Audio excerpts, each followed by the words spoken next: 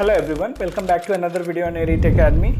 So today we are going to discuss very important component of ancient history. Ancient history में we are in the era of inscription. Especially आज की date में भी UPSC inscription से बहुत ज़्यादा प्यार करती है, इंस्क्रिप्शंस को बहुत ज़्यादा पूछती है, and especially if they are in news, right?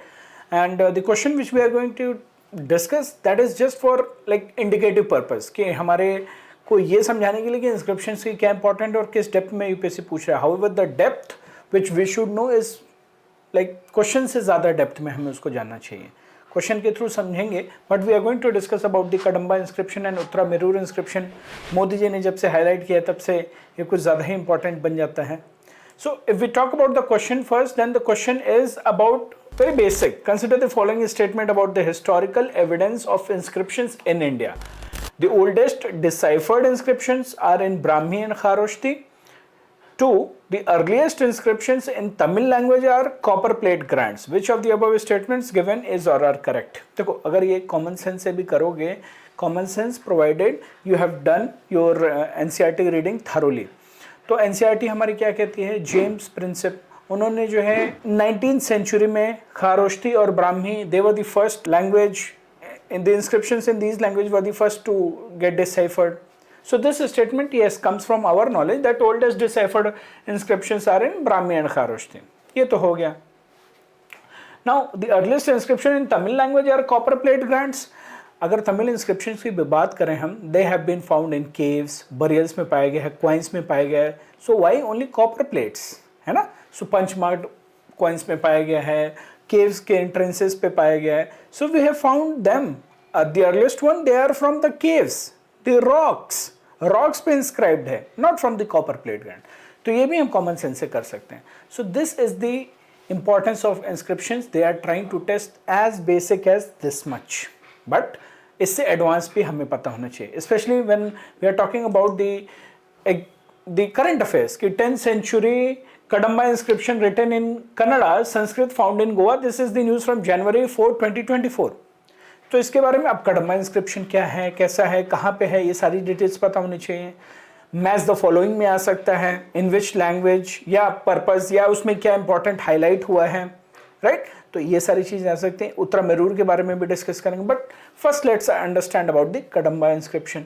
कडम्बा inscription, the 10th century Kadamba inscription was unveiled in South Goa. The inscription has been discovered in the Sri Mahadev temple of Kakoda in southern Goa, and it is a bilingual inscription with 14 written in Kannada script and language. As soon as the Kannada inscription ends, the same message is written in Devanagari script and the Sanskrit language. So here Sanskrit and Kannada were the official languages of the Kadamba of Goa. And the inscription opens with an auspicious word, be it well. Okay, and the inscription has a distinctive narrative style with a noticeable first person perspective.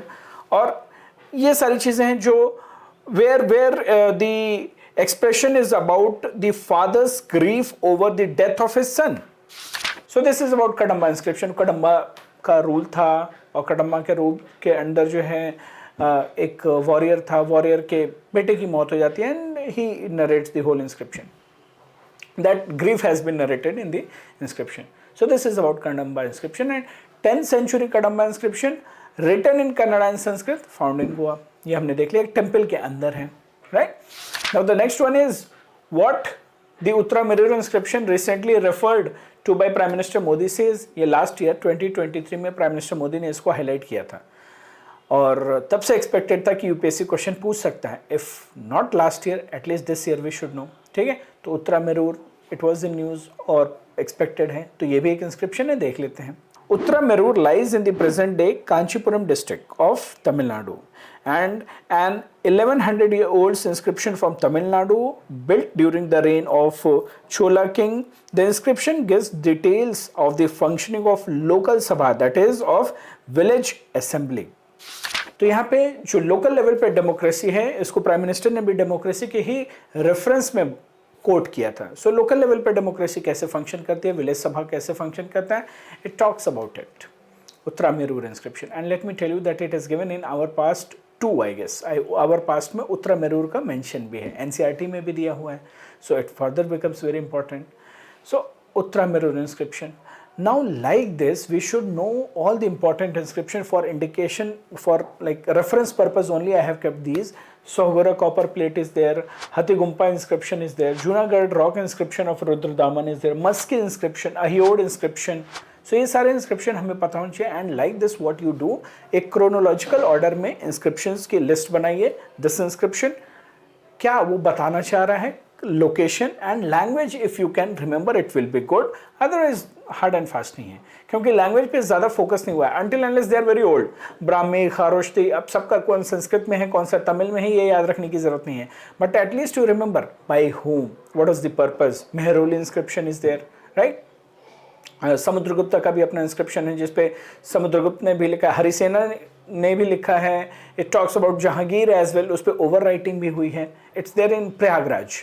तो ऐसे inscription हमें पता होने चाहिए. So make a list of these inscription. These inscriptions are very important because they not only talk about the society और polity of that time, but it is also very important component of our culture, इसलिए हमें पता होना चाहिए. And this is a new favorite of UPSC because उसके through काफ़ी कुछ पता चल रहा है कल्चर के बारे में, right? So UPSC can give it in multiple ways. The way they have asked this question, the question which we have discussed, or this way the question can be asked, or match the following में आ सकता है, or this way only they can give you 3-4 statements and they can ask which statement is right or wrong. So prepare thoroughly. And I hope you all are enjoying our videos, and we are getting a lot of comments about the quality, the style of teaching, the way of talking and the coverage. So thank you so much for showing all the love. Make best use of these videos, and we are also getting a lot of calls for our current affairs and PYQ based test series. So whosoever is interested, you are most welcome, and study very well. We still have good amount of time. 2 months है अपने hand में.